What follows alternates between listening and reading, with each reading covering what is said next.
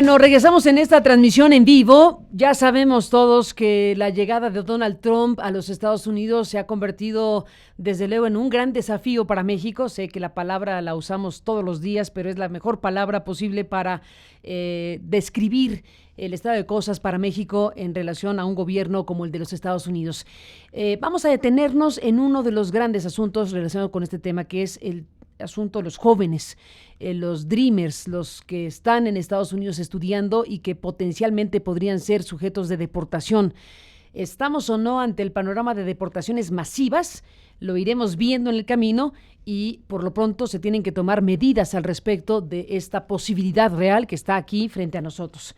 Ya ayer los rectores, particularmente el doctor Enrique Graue y el de la UNAM y el director del Politécnico Nacional, Enrique Fernández Fashnacht, han puesto en público su preocupación sobre el tema, porque si llegara a darse este fenómeno, incluso llegan a plantear que podríamos tener de repente, calculando, imaginando 400,000 jóvenes aquí en México que requieran de una u otra forma continuar sus estudios.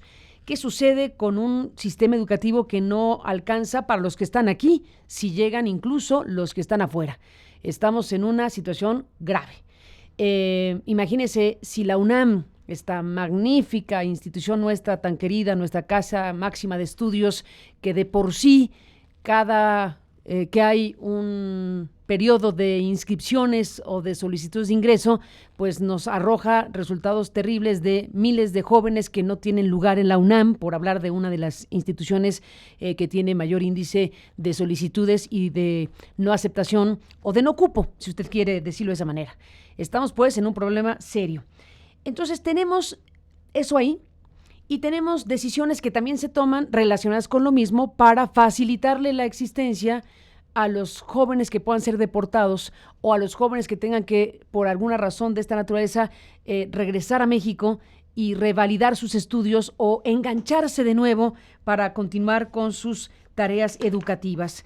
Así que, mientras que se mandan señales de preocupación de no cabemos con el actual sistema educativo nacional, con los que ya están aquí, y vamos a ver qué pasa con los que puedan venir eventualmente de forma masiva, pero también está esta otra respuesta que tiene que ver con lo que el Senado de la República acaba de aprobar, una reforma a la Ley de Educación, pues que le haga la vida más fácil, que facilite pues la revalidación de los estudios a los migrantes.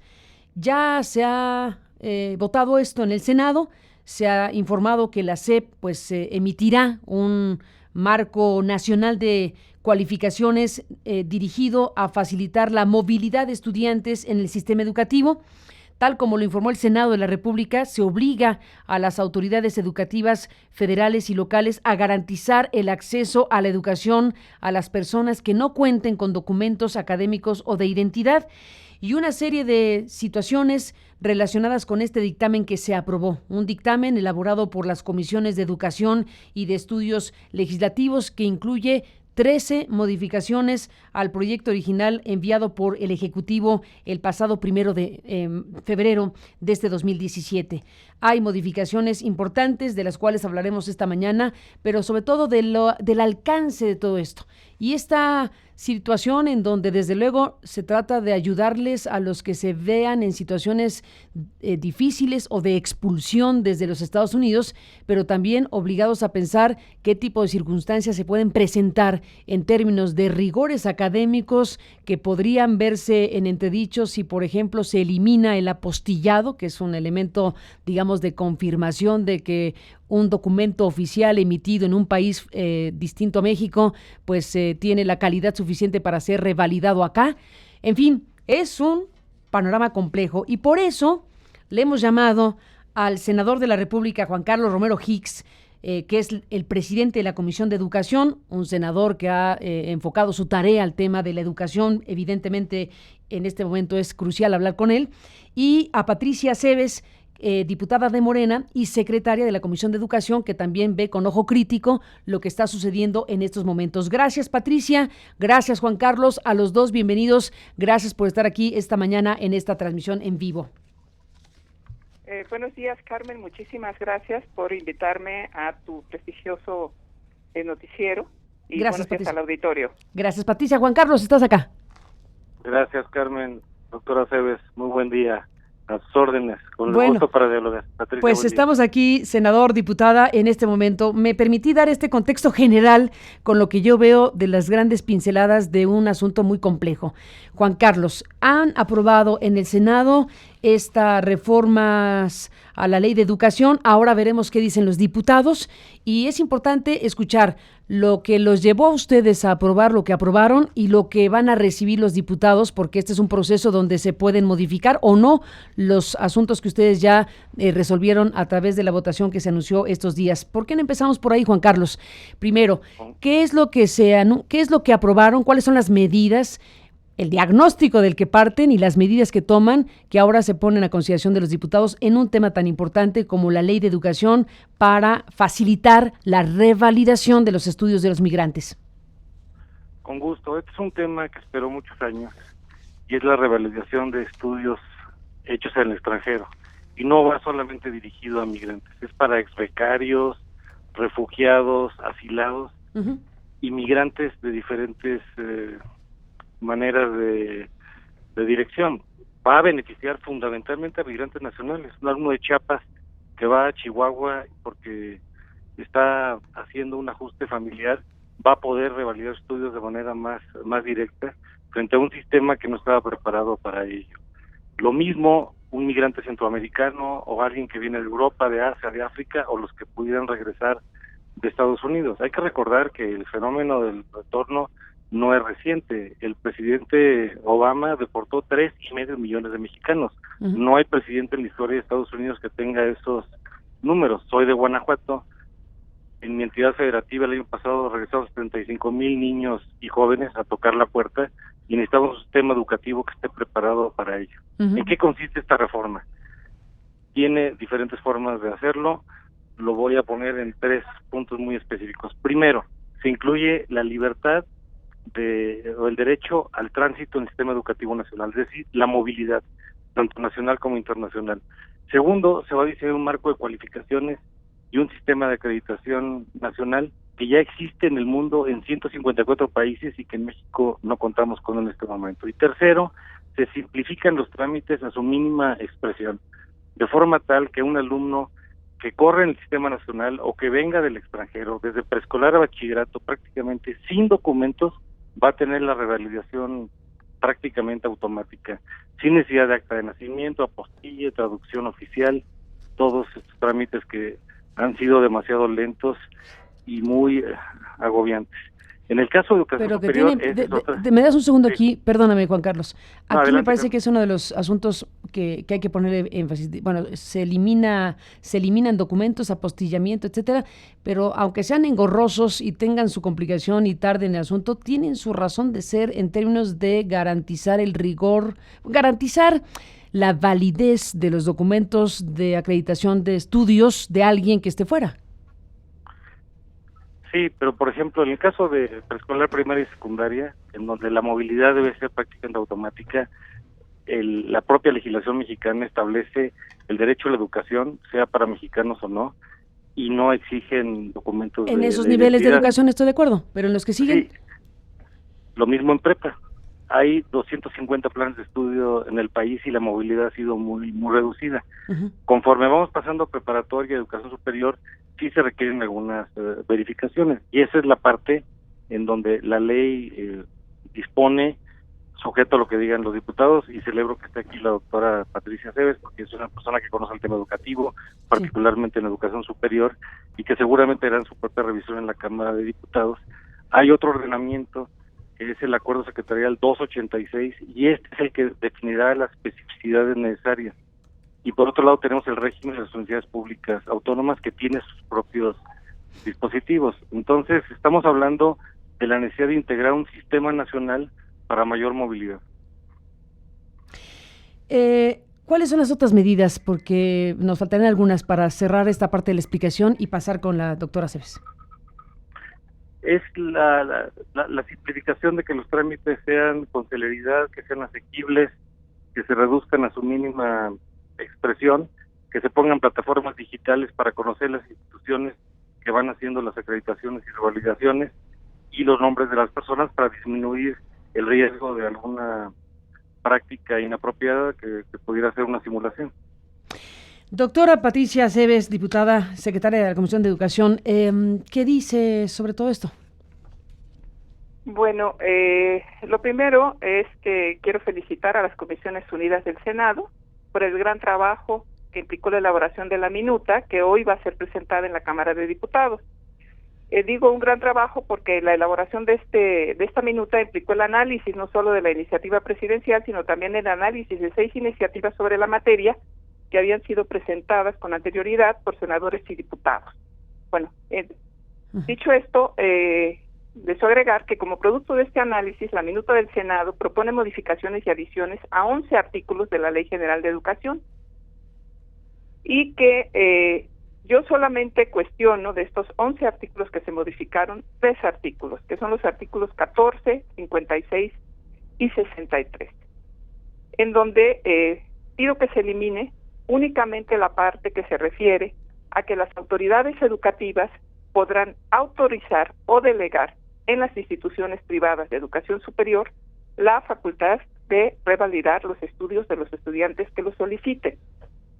Ahora, las razones para esta solicitud es que encuentro que hay una inconsistencia en la minuta, ya que en estos 3 artículos se contradice lo que señalan los artículos 12 y 13 de la misma Ley General de Educación, en los que se establece que es facultad exclusiva de las autoridades educativas federales y locales el otorgar las revalidaciones de estudios.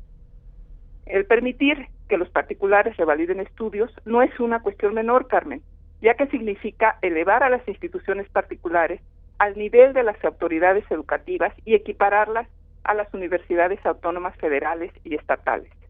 Considero que autorizar o delegar a las instituciones particulares de educación superior un reconocimiento de validez oficial de estudios para que otorguen revalidaciones significaría que el Estado está abandonando su responsabilidad para trasladar esta responsabilidad a las instituciones privadas, potenciando el riesgo de una mercantilización de los servicios educativos en detrimento de la calidad de la educación. Esto ya lo señaló en el Senado la abogada general de la UNAM. Y también se propiciaría un enorme relajamiento en el control de los estándares que rigen a la educación superior, que es un sector estratégico para el desarrollo del país. Con esta preocupación que tú estás externando de que podría existir este relajamiento si la SEP abandona esta responsabilidad y ahora la pone en manos de un sinnúmero de instituciones particulares, pues sí, hay preocupación en torno a ello y sobre todo de cómo asegurar esta calidad de la educación que el artículo 3 dice que debe garantizar el Estado. ¿Qué dices, Juan Carlos Romero Hicks, de este punto que los senadores habrán discutido? La preocupación de la doctora Aceves, sin embargo, no comparto su comentario, porque es una delegación temporal para estudios parciales. ¿Cuál es la realidad? Llega una persona de estudios en el extranjero, toca las puertas de una casa de estudios que puede ser pública. Si es pública autónoma, tiene sus reglas, primer supuesto. Y ella lo conoce muy bien porque fue rectora de una de las unidades de la UAM, Xochimilco. Segundo supuesto, va a una universidad pública, federal o estatal que no tiene un régimen de autonomía y evidentemente están facultados para poder hacer una primera evaluación académica sobre dónde van a ubicar la persona sujeta a la revalidación integral de los estudios. Esta es la parte parcial. Y el tercer supuesto es que van a una universidad particular y si en efecto queremos que sea de calidad.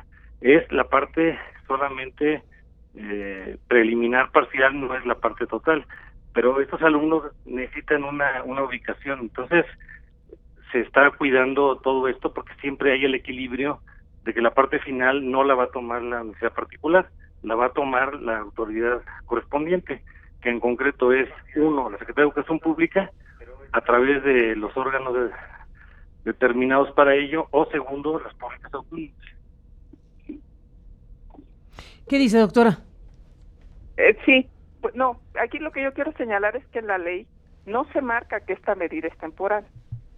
En la ley se marca que se procede a autorizar o delegar la revalidación de estudios a estas instituciones particulares. Entonces, cuando estamos hablando de delegar, es que hacen la revalidación y ya no tienen por qué, como antes, ¿no? Que solamente gestionaban los trámites y luego era la SEP la que ya otorgaba la revalidación. Esto se quita, bueno, esto no está en la ley y no es temporal. También aquí llama la atención de por qué trasladar las facultades del Estado a los particulares para su beneficio, y también en estas modificaciones a la ley no se mencionan acciones para fortalecer a las instituciones de educación superior pública, que son las que son responsabilidad del Estado y que ya tienen todo un andamiaje que asegura la calidad de la educación y que además, por si fuera poco, son gratuitas. ¿Cuál sería la alternativa? Pues la alternativa es que la SEP haga eficiente su oficina de acreditación, incorporación y revalidación de estudios, que en la actualidad, y aquí llama la atención, pero bueno, según lo declaró el secretario de Educación, Aurelio Nuño, él declaró que tiene procesos tediosos, largos e ineficientes. Bueno, pues que la SEP haga eficiente esta oficina y que también dicte lineamientos, suscriba convenios, dada la situación particular a la que nos vamos a enfrentar, convenios de colaboración con los estados y la Ciudad de México para atender a todos los migrantes y usuarios en general. Yo pienso que es preferible hacer esta simplificación administrativa de los procedimientos de la SEP y con ello mantener el control de las facultades exclusivas del Estado, que abrir la puerta a la privatización de la revalidación de estudios y a la mercantilización de los servicios educativos. Y bueno, sí, es cuestión de visiones sobre la educación. Para mí la educación es un derecho, es responsabilidad del Estado y no debe ser tratada como una mercancía sujeta a las fuerzas del mercado. Juan Carlos, ¿qué dices? Con mucho interés el pensamiento de la doctora Cebes. Sin embargo, la educación es una función pública, la hagan Estado, la hagan los particulares. Y lo importante es que haya certeza en la excelencia académica y en los mecanismos que sean simplificados, particularmente para reducir la carga que tenemos ahora en las velocidades de respuesta que tenemos en la Secretaría de Educación Pública, y eso es lo lamentable. De lo respeto, y de hecho estamos invitados el lunes a las 10 de la mañana con la doctora Cebes en San Lázaro, iremos con mucho gusto para dialogar. Pues quedemos hasta aquí. El tema, desde luego, está planteado como una posición que comparte la preocupación de que hay que hacer algo, pero no comparten visiones esenciales, como aquí se acaba de apreciar.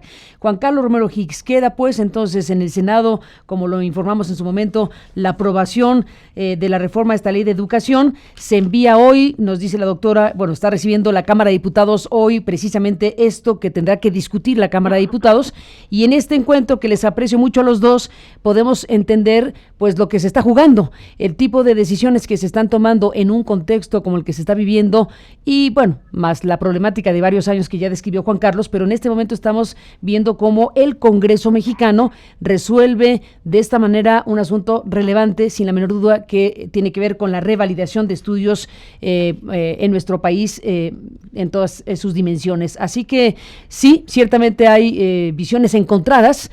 Lo que nos queda por decir es gracias a los dos por exponer el tema, por plantear sus posturas, por decir que estamos viendo el proceso legislativo que llegará hoy a la Cámara de Diputados y que están obligados los diputados a hacer un debate muy profundo y muy importante para resolver si ratifican lo que resolvió el Senado o votan en sentido contrario. En cuyo caso, doctora, ¿qué pasaría si los diputados votan diferente o no aceptan lo que los senadores les envían? ¿Qué pasaría? Bueno, de hecho, no es que sea una situación de sí o no. Yo te referí a que hay de estos 11 artículos que se modificaron. Sí. Solamente el problema estaría en 3 y en una parte de esos 3 artículos, no en todo el artículo. Sí, a eso me refiero, entonces, a esa parte. Sí. Bueno, pues en primera, pues tenemos que dar la discusión dentro de la Comisión de Educación, como ya lo dijo el senador Romero Hicks. El lunes vamos a tener un foro en la Cámara de Diputados, al cual yo le agradezco su presencia, y posteriormente, pues la Comisión de Educación tendrá que hacer el análisis, la discusión y hacer un dictamen. Entonces, pues en caso de que se modificara alguna parte de este dictamen, tendría que regresar al Senado y luego nuevamente a la Cámara de Diputados. Entonces, el problema aquí es que es una iniciativa preferente y que tiene que la Cámara de Diputados solamente tiene 30 días hábiles para terminar el proceso. Así es, pues en eso estamos siguiendo de cerca el proceso legislativo de este tema tan importante. Juan Carlos Romero Hicks, gracias por tomarnos la comunicación. Gracias, Patricia Cebes, a los dos por estar aquí esta mañana y seguimos el proceso de un asunto de esta naturaleza. Gracias por su presencia. Buenos días y hasta la próxima. Carmen, muchas gracias, doctora Cebes. Nos vemos el lunes. Gracias. Hasta luego, senador. A los dos, gracias, senador, diputada. Gracias, buenos días. Estamos siguiendo el tema.